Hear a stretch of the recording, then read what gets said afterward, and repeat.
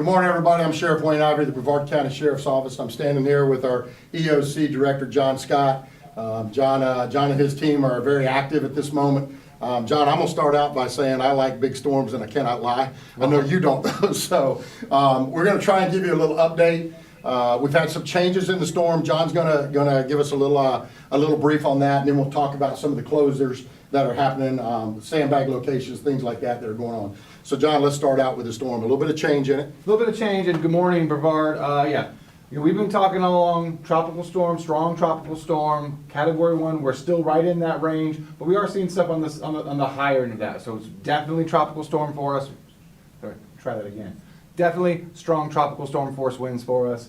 Small hurricane winds, so we're talking 74 to 85 in that range, and then gusts above it. And the big change is a little more rain. So we've been talking about 6 to 8 inches. Now we're pretty sure we're going to be on that 8-inch area.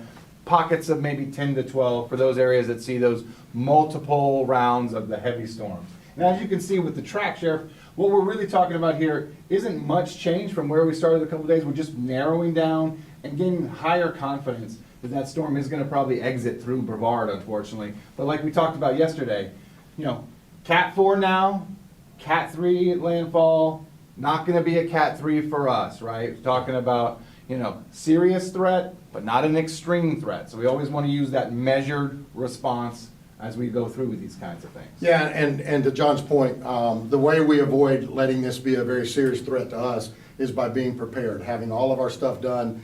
We got a little bit of extra time because our timetable has changed a little bit now. But as John said, this storm, as you look at it, it's a major storm. There's no doubt about that. But as it makes landfall, it is going to deteriorate and flatten out a little bit, and that's going to take a lot of the energy away from it. So what they're looking at on the West Coast, our prayers are with them. Absolutely. What they're looking at on the West Coast is a Cat 4 possibly making landfall.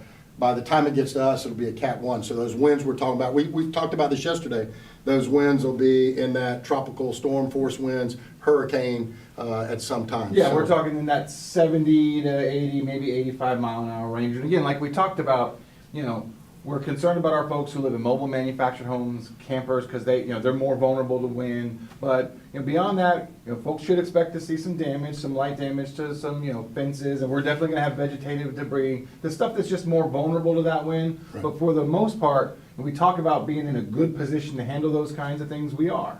All right. So timeline, here's where it's changed a little bit. We originally thought this storm might get to us early Wednesday was one of the projections. Now, as you're seeing on the screen behind us, you're seeing that this storm has slowed down, and we'll start feeling some of the effects probably around 1 a.m. Thursday morning. Now, so that'll be when we see the highest parts there. Okay. And that's an important part, right? We'll start to deteriorate throughout the day on Wednesday, start to see those winds come in maybe late Wednesday afternoon, but the peak part, the part we're most concerned about, your point is perfect, which is really in that overnight hours, those winds are really going to pick up. So the wind we were just talking about, that high wind, right in that midnight to after part on Thursday. Okay. So, John, you and I were talking earlier, and you were talking something really interesting about a front that's out here that could keep this storm on us a little bit longer. Yeah, so as Milton moves off, we're watching for a little bit of front out here. You've got another storm that's moving over this way. And so that may sort of keep Milton while offshore for us, keep a little bit of those winds a little stronger. So if you're used to traditional tropical storms where it's all exiting pretty quick and that sort of the back end is lighter, what that means for us is that back end may be a little heavier. So those stronger wind gusts will stay a little bit longer. Doesn't change the scope of what we're talking about, just a small adjustment from what you may be used to. That kind of, okay, well, the storm's out, give it a minute to really get out, and then we'll be okay. So basically for us here, what we want you to do is use this extra time we have to be prepared, again, helping your neighbors if they need help, making sure you've got your medications, making sure you've got all of your lawn furniture, all of your yard debris. If you've gone out and trimmed limbs and stuff, try and get that where it's not going to be flying around and causing problems for us. Let's talk about some closures. Brevard Public Schools have activated early release starting today. They're going to be closed on Wednesday and Thursday without question, and they're going to meet later today and evaluate about Friday. Eastern Florida State College is closed Tuesday, Wednesday, and Thursday, and then they're closed. Of course, they're always closed on Friday. The landfill is normal operation today They're gonna be closed tomorrow and then evaluate from there is, I guess, the plan? Yeah, they're gonna try to make it till noon tomorrow, then they'll get through all the way Thursday, and then we'll see what impacts are and evaluate, so yeah. Courthouse, still, I just had a chance to talk with our chief judge, and they're still gonna be closed starting at noon today, so in just a little bit. They'll be closed Tuesday, or today at noon through Thursday, and then they're gonna evaluate Friday as well. Brevard government offices, we're looking at closing them. We are gonna be closed government-wise tomorrow and Thursday, so Wednesday, Thursday, and then evaluate where we go forward from there. All right, sandbag locations, we're still active on our 4 sandbag locations. Chain of Lakes up in the north end, Mitchell Ellington on Merritt Island for the beaches and Merritt Island, Wickham Park, and then also Eastern Florida State College Palm Bay campus. So those 4 sites are still active. The wait time is about 3 hours from what I'm being told. And I would just like to share with everybody, these inmates are out there working themselves as hard as they possibly can. They're not getting any breaks. They are going through this. They volunteered to come out and do this. They're working as hard as they can. So please be patient with them. When you get in line, it's going to be a constant line. So make sure you have water, beverages, snacks, whatever it is. If you have the kids in the car with you, I saw a little bit of that yesterday. Make sure you've got something to keep them entertained because it is going to be a wait, but our team is working as hard as they can. That will, sandbag locations, the distribution will stop today at 6 o'clock. And then we won't be active tomorrow as we start preparing for other parts of this storm. So, John, I think let's talk a little bit more about the manufactured and lower lying areas, what you want them to do. Yeah, so we talk about our flood-prone areas, our mobile manufactured homes, our campers, our folks that are power dependent, right? These are the folks who are most vulnerable to higher winds and a higher amount of rain. So in preparation for that, right, so we're not gonna do a traditional evacuation because we don't have a large storm surge threat to our barrier islands and those things. We're really gonna hone in on these group of folks in our community. And so we're gonna open shelters tomorrow at 9 a.m. Right now, we're staging those locations, so we're gonna announce locations later today. There's still gonna be plenty of time for people to get there tomorrow, get safe, get where they need to be. We're finishing up the locations. We're making sure we've got all of our equipment there, staff's ready to go, so that when we open first thing tomorrow at 9 a.m., we'll be able to receive those. There will be shelters spread throughout the county, so people should have access to it. Again, we're looking really primarily at our groups of folks who live in mobile and manufactured homes, who are in flood-prone areas, who are maybe power dependent because we expect some power outages. And then anyone who doesn't feel safe is, of course, welcome to come to a shelter.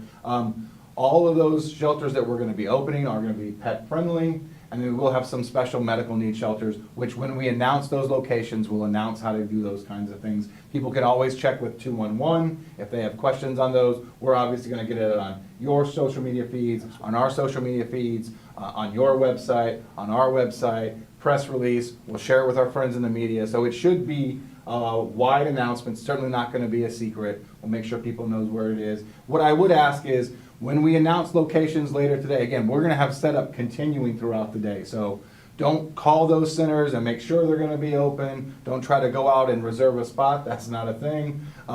We'll do that tomorrow. We don't wanna inundate those locations while they're trying to make final preparations to offer services for our residents. So let's talk about causeways because that's always a big topic of conversation. In Brevard County, we do not close our causeways at any time prior to the storm or during the storm. If somebody needs to get out of there and they choose to do that, those causeways will be open.